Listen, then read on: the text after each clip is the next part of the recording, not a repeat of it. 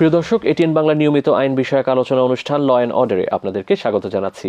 আপনাদের সাথে আছি ব্যারিস্টার এইচ.এম. সঞ্জিত সিদ্দিকী। আজকে আমাদের আলোচনার বিষয় 2025 সালে প্রণীত সুপ্রিম কোর্টের বিচারক নিয়োগ অধ্যাদেশ। এই বিষয়টি নিয়ে আলোচনার জন্য আমাদের সাথে স্টুডিওতে রয়েছেন বাংলাদেশ সুপ্রিম কোর্টের আইনজীবী, যিনি সভাপতি হিসেবে রয়েছেন ঢাকা ইউনিভার্সিটি এলএলএম লয়ার্স অ্যাসোসিয়েশনের শেখ আলী আহমেদ খোকন। স্যার, আপনাকে আমাদের অনুষ্ঠানে স্বাগত জানাচ্ছি। 2025 সালে সুপ্রিম কোর্টের বিচারক নিয়োগের যে অধ্যাদেশটি প্রণীত হয়েছে, এটি অত্যন্ত একটি আকাঙ্ক্ষিত একটি অধ্যাদেশ, কারণ বিচার বিভাগ সংশ্লিষ্ট এবং আইনজীবীদের দীর্ঘদিনের দাবি ছিল যে এই অধ্যাদেশটি করার। এই অধ্যাদেশের মূল উদ্দেশ্যটা কি, প্রথমেই জানতে চাচ্ছি। আমি আমার বক্তব্যের শুরুতেই এই যে আইনটা হলো, এর জন্য আমাদের দীর্ঘদিনের বার এবং জুডিশিয়ারি প্রত্যাশা ছিল, জনগণের প্রত্যাশা ছিল একটি উচ্চ আদালত বিচারকের একটা নীতিমালা বা আইন হওয়া উচিত। স্বাধীনতা 53 বছর পরেও কেউ, অর্থাৎ বিগত যে সরকারগুলো ছিল 53 বছর যাবৎ, কেউ কিন্তু আমাদের জন্যই একটা উচ্চ আদালত বিচারক নিয়োগের একটা নীতিমালা বা একটা গাইডলাইন অথবা কোনো অধ্যাদেশ স্বয়ংসম্পূর্ণ আইন প্রয়োজন ছিল। তো আমি বলবো যে বর্তমান যে অন্তর্বর্তীকালীন সরকার সে কাজটি করেছেন, এটা অত্যন্ত একটা সাহসিকতা পরিচয় দিয়েছেন। এর জন্য আমি বর্তমান সরকারের যিনি আইন উপদেষ্টা ডক্টর আসিফ নজরুল, বাংলাদেশের মাননীয় প্রধান বিচারপতি রিফাত আহমেদ এবং তত্ত্বাবধায়ক সরকারের কেয়ারটেকার সরকারের প্রধান ডক্টর ইউনূস সাহেবকে আমি ধন্যবাদ জানাচ্ছি যে আমাদেরকে এতদিন পরে অন্তত 53 বছর পরেও আমরা একটা আশার আলোক পেয়েছি যে অন্তত উচ্চ আদালতে একটা বিচারক নিয়োগের একটা নীতিমালা আমরা একটা অধ্যাদেশ পেয়েছি। এই আইনটি কি স্বাধীন বিচার বিভাগ এবং আইনের শাসন প্রতিষ্ঠায় কি ভূমিকা রাখবে বলে আপনি মনে করেন? অবশ্যই, কারণ আমরা ইতিমধ্যে দেখেছি যে আমাদের দেশে যে এক্সিস্টিং ল ছিল, যে আমাদের সংবিধানে আর্টিকেল 95 এবং 98-এ উচ্চ আদালত বিচারক নিয়োগের নীতিমালাটা ছিল। এই নীতিমালাতে দেখা গেছে শুধুমাত্র দুইটাই ক্রাইটেরিয়া। একটা হচ্ছে নিম্ন আদালতের বিচারক হিসেবে যাদের 10 ইয়ার্স লোয়ার জুডিশিয়ারি জাজ হিসেবে এক্সপিরিয়েন্স, আর হাইকোর্টের লয়ার বা অ্যাডভোকেট হিসেবে 10 ইয়ার্স এক্সপিরিয়েন্স। এই এক্সপিরিয়েন্সের আমি বলবো এই আইনটা যখন হয়েছিল 72 সালে, তখন কিন্তু আমাদের এত 10 ইয়ার্স এক্সপিরিয়েন্স জাজ বা অ্যাডভোকেট পাওয়া খুব অপ্রতুল বা দুরূহ ছিল। কারণ ওই সময় ল পাস করা বা লয়ার বা বিচারক হয় আমাদের আইন কাঠামো অতটা শক্তিশালী ছিল না। কিন্তু এখন কিন্তু আমি দেখছি যে অনেক ছেলে যারা বিভিন্ন বিশ্ববিদ্যালয় থেকে, প্রাইভেট ইউনিভার্সিটি, পাবলিক ইউনিভার্সিটি থেকে এলএলবি অনার্স করে 22-23 বছরের মধ্যে হয় তারা জুডিশিয়াল সার্ভিসে ঢুকে যাচ্ছেন অথবা হাইকোর্টে প্র্যাকটিসে পারমিশন পাচ্ছেন উচ্চ আদালতে। তো সেই ক্ষেত্রে দেখা যাচ্ছে যে 22-23 বছরে আমরা লোয়ার জুডিশিয়ারির যে জাজ পাচ্ছি বা আমাদের উচ্চ আদালতের জাজ পাচ্ছি, তারা 32-33 বছর বয়সে কিন্তু তারা কিন্তু 10 ইয়ার্স এক্সপিরিয়েন্স গ্যাদার করে ফেলছে। তো সেক্ষেত্রে আমি মনে করি যে এই যে পুরানো যে এটা ছিল 10 ইয়ার্স এক্সপিরিয়েন্সটা, এইটা যদি আর একটু বাড়িয়ে, অর্থাৎ নিম্ন আদালতের বিচারকদের বিচার বিভাগীয় যে এক্সপিরিয়েন্স, জুডিশিয়ারি এক্সপিরিয়েন্স যদি 15 বা 20 ইয়ার্স বা হাইকোর্টের অ্যাডভোকেট লয়ারের যে এক্সপিরিয়েন্সটা, এটা যদি আরেকটু বাড়িয়ে 15 বা 20 ইয়ার্স করলে আরেকটু ভালো, তাহলে আইনের উদ্দেশ্যটি পূরণ হতো। অবশ্যই পূরণ হতো। এই আইনের একটি গুরুত্বপূর্ণ বিষয় হচ্ছে যে সুপ্রিম জুডিশিয়াল অ্যাপয়েন্টমেন্ট কাউন্সিল গঠন করা হয়েছে। এই বিষয়টি যাওয়ার আগে আমি আপনার কাছে জানতে চাচ্ছি যে এই অধ্যাদেশটি হওয়ার পূর্বে কি কোনো নীতিমালা বা কোনো গাইডলাইন্স ছিল কিনা বিচারক নিয়োগের জন্য? এই অধ্যাদেশটা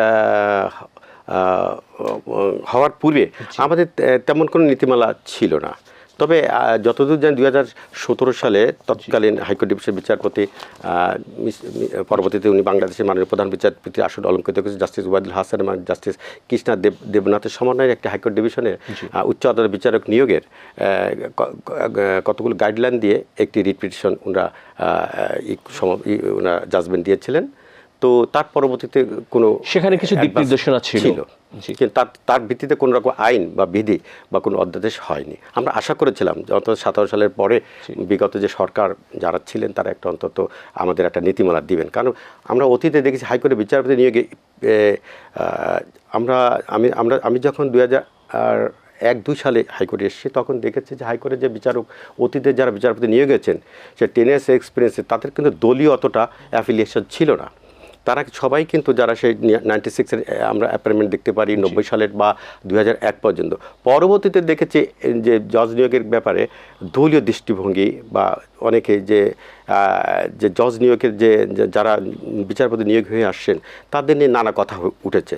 আমরা দেখতে চাই যে হাইকোর্টে যারা উচ্চ আদালত বিচারক যারা নিয়োগপ্রাপ্ত হয়েছেন তাদের রাজনৈতিক সংশ্লিষ্টতা সম্পর্কে একটি অভিযোগ চলে আসছে। হ্যাঁ ছিল, এবং আমরা মনে করি বিচার বিভাগ হচ্ছে একটা রাষ্ট্রের হচ্ছে হার্ট।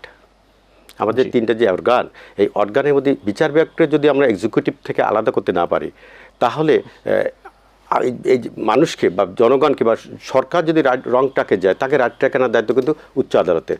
অথবা কোনো ব্যক্তি যদি তার লিমিটের বাইরে চলে যায়, তাকে কিন্তু রাইট ট্র্যাকে রাখাই কিন্তু বিচার বিভাগের কাজ। কারণ বিচার বিভাগ হচ্ছে ন্যায় বিচার পাওয়ার সর্বশেষ আশ্রয়স্থল। জি, বিচার বিভাগ হচ্ছে একটা রাষ্ট্রের ফুসফুস। তো এই ফুসফুস যাতে নষ্ট না হয়, কিন্তু এখন ফুসফুস নষ্ট হচ্ছে কি কারণে, কীভাবে তো হয়েছিল যে আমরা দেখেছি বিচারক নিয়োগে মানে অধিক দলীয় আনুগত্য সম্পন্ন ব্যক্তিদেরকে বিচারক নিয়োগ দেওয়া হয়েছে, যার কারণে বিচার করার ক্ষেত্রে আমরা কিন্তু মানুষ বা আমি বলবো আমরা কিন্তু ন্যায় বিচার থেকে অনেক সময় বঞ্চিত হচ্ছি দলীয় দৃষ্টিভঙ্গি থাকার কারণে। তো এখন যে আইনটা হচ্ছে, আমি মনে করি এই আইনটার মধ্য দিয়ে অনেক নিরপেক্ষ লোক, যোগ্য লোক বিচারক হওয়ার সুযোগ পাবেন। জি, এই আইনে যে সুপ্রিম জুডিশিয়াল অ্যাপয়েন্টমেন্ট কাউন্সিল গঠন করা হয়েছে, এই সুপ্রিম জুডিশিয়াল অ্যাপয়েন্টমেন্ট কাউন্সিলে যারা সদস্য থাকবেন তাদের বিষয়ে জানতে চাচ্ছি। হ্যাঁ, এখানে আমি দেখলাম যে আমাদের 7 সদস্য বিশিষ্ট সুপ্রিম জুডিশিয়াল কাউন্সিল, যেটা জাজেস অ্যাপয়েন্টমেন্ট কাউন্সিল যেটা হয়েছে, এটা হেডেড বাই মাননীয় চিফ জাস্টিস, এবং পরবর্তী সদস্য থাকবেন আইন অনুসারে অ্যাপিলেট ডিভিশনের মোস্ট সিনিয়র জাজ। হাইকোর্ট থেকে অ্যাডভোকেটদের মধ্যে থেকে নিয়োগপ্রাপ্ত যিনি সিনিয়র জাজ, এবং লোয়ার জুডিশিয়ারি থেকে যিনি নিয়োগপ্রাপ্ত সিনিয়র জাজ, পদাধিকার পরে এক্স অফিসিও বাংলাদেশের মাননীয় অ্যাটর্নি জেনারেল, এবং বাকি দুজন, একজন হচ্ছে চেয়ারপারসন অর্থাৎ মাননীয় চিফ জাস্টিস কর্তৃক অ্যাপিলেট ডিভিশন রিটায়ার্ড একজন জাজ, আর বিশ্ববিদ্যালয়ের একজন শিক্ষক বা আইনজ্ঞ।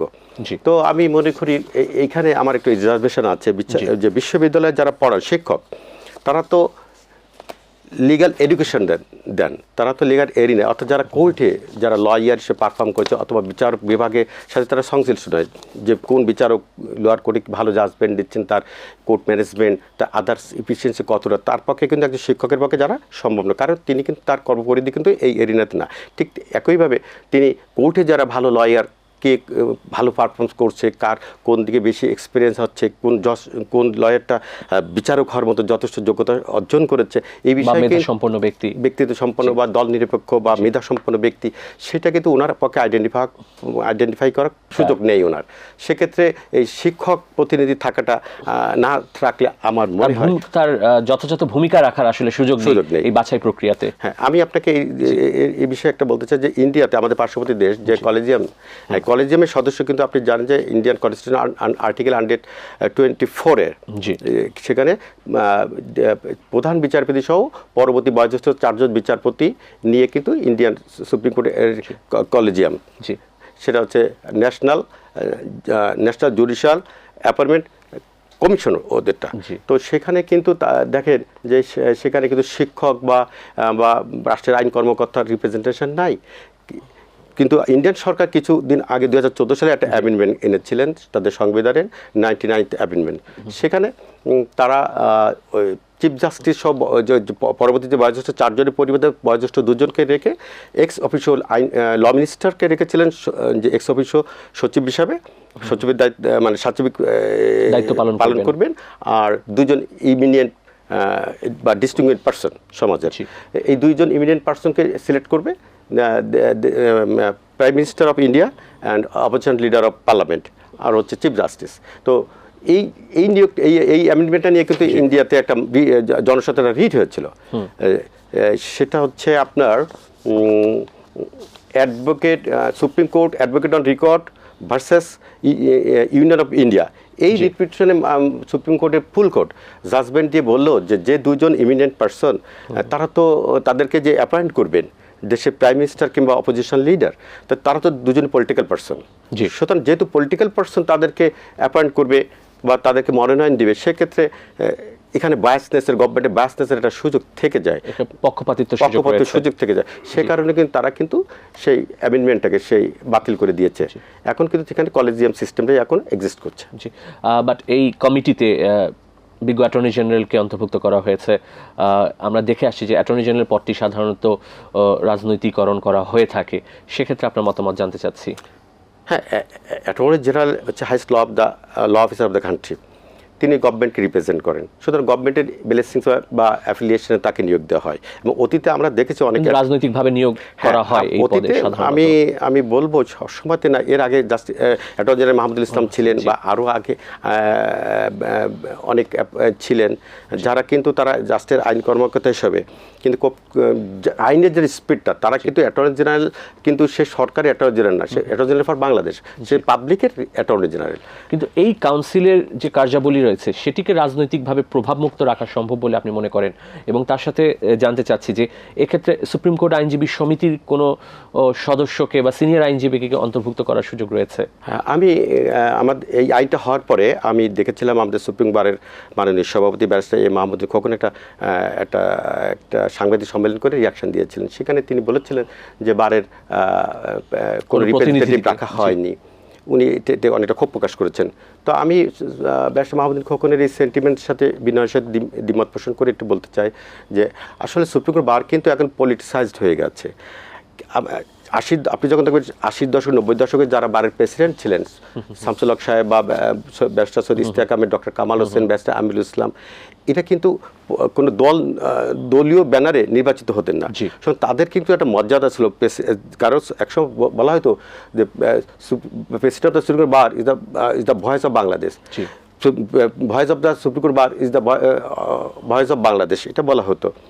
তো এখন কিন্তু আমরা দেখি যে সুপ্রিম কোর্ট বারের যে প্রেসিডেন্ট নির্বাচিত হন বা সেক্রেটারি, দেখা যায় হয় জাতীয়তাবাদী আইনজীবী ফোরাম থেকে মনোনীত ব্যক্তি, অথবা বঙ্গবন্ধু আইনজীবী ফোরাম অথবা গণতান্ত্রিক আইনজীবী ফোরাম থেকে নির্বাচিত প্রতিনিধিরা। সেক্ষেত্রে তাদের পলিটিক্যালি কিন্তু তারা একটা পলিটিক্যাল পার্টির ব্যানারে কিন্তু বারকে নির্বাচন করেন।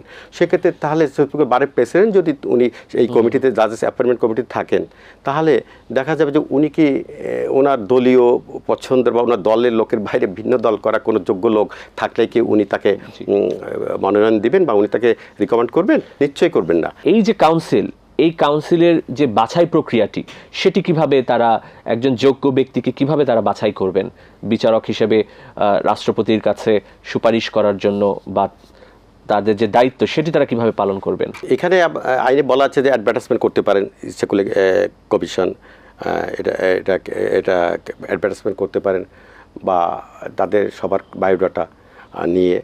তারপরে এই আইনের সবচেয়ে এর অধ্যাদেশের সবচেয়ে ভালো দিকটা হচ্ছে যে তারা কিন্তু শুধু 10 ইয়ার্স এক্সপিরিয়েন্সের ভিতর সীমাবদ্ধ রাখেনি। তাদের পাবলিকেশনস, কোর্ট পারফরমেন্স, তারপর কোর্ট ম্যানেজমেন্ট, লোয়ার জুডিশিয়ারি, জজ সাহেবদের জন্য সব কিছু দেখে কিন্তু তারা একটা সুন্দর একটা নিয়োগের দিকে তারা একটা আইনটা করেছেন। পাশাপাশি এখানে একটা গুরুত্বপূর্ণ দিকে আমি বলবো যে বিচারপতিদের নিয়োগের মানে সর্বনিম্ন এজটা 45 রেখেছে, এটাকে আমি অ্যাপ্রিসিয়েট করি। কেননা অতীতে অনেক জজ নিয়োগ হয়েছেন, দেখা গেছে যে যদিও 10 ইয়ার্সের এক্সপিরিয়েন্সের কথা থাকলে কিন্তু এজ বারে অনেক সময় 38, 39, 40-তে অনেক হয়ে গেছে। আমি বলবো না এক্সট্রা অর্ডিনারি ব্রিলিয়ান্ট যদি কোনো লয়ার বা জাজ থাকে তারা আসতে পারেন, কিন্তু অ্যাভারেজ যখন হয় তখন দেখা যায় যে নিয়োগের ব্যাপারে কিছুটা প্রশ্ন থেকেই যায়।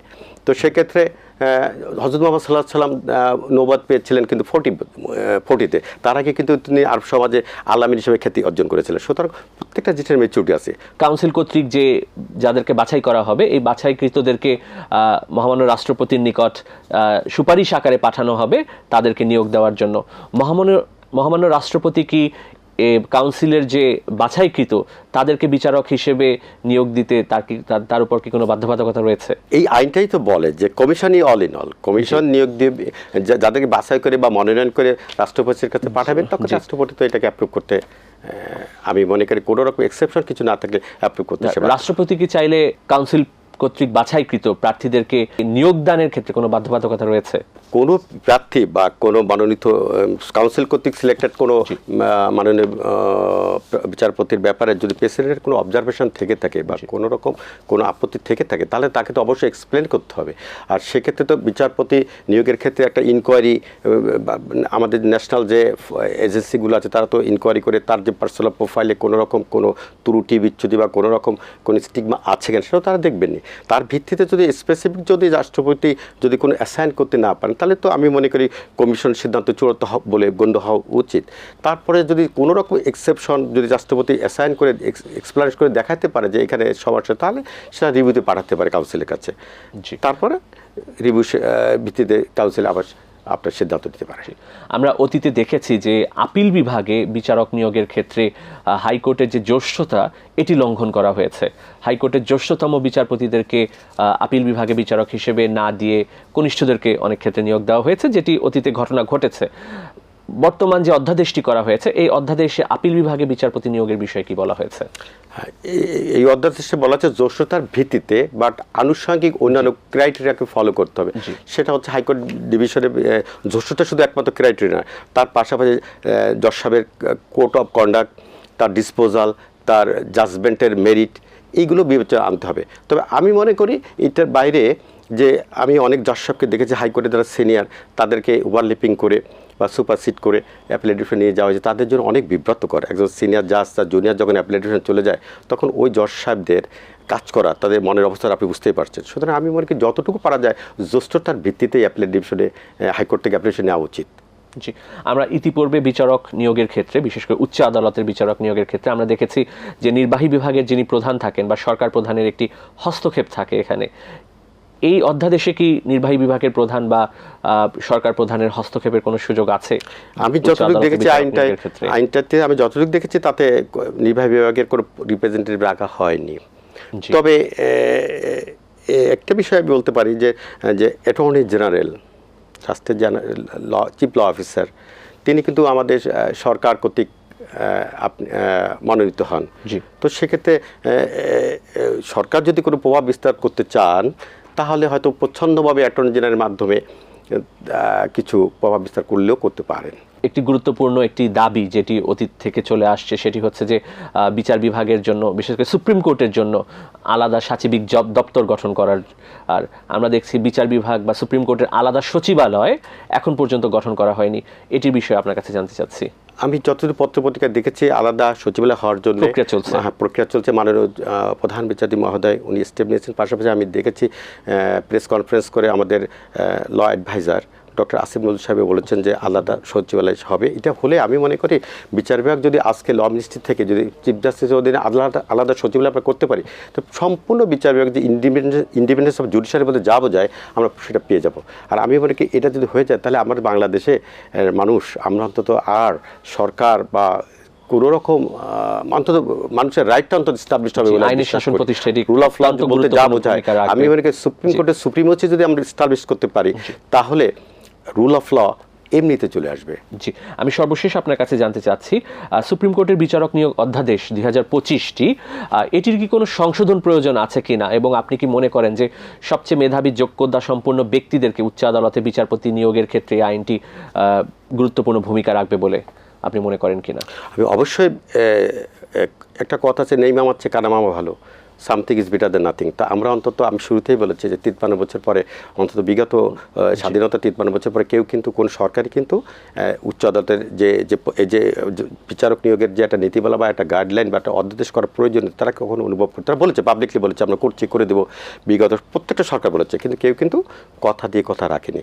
বাট বর্তমান অন্তর্বর্তী সরকার যেটুকু সময় পেয়েছেন, তার মধ্যে দিয়ে যে আমাদের অ্যাচিভমেন্টটা, যে বিচারক নিয়োগের যে একটা অধ্যাদেশ আমরা পেয়েছি, এইটা আমাদের বিচার বিভাগ মানে আগামী বাংলাদেশ, সুন্দর একটি বাংলাদেশ বিনির্মাণের ক্ষেত্রে অনেক ভূমিকা রাখবে বলে আমি বিশ্বাস করি।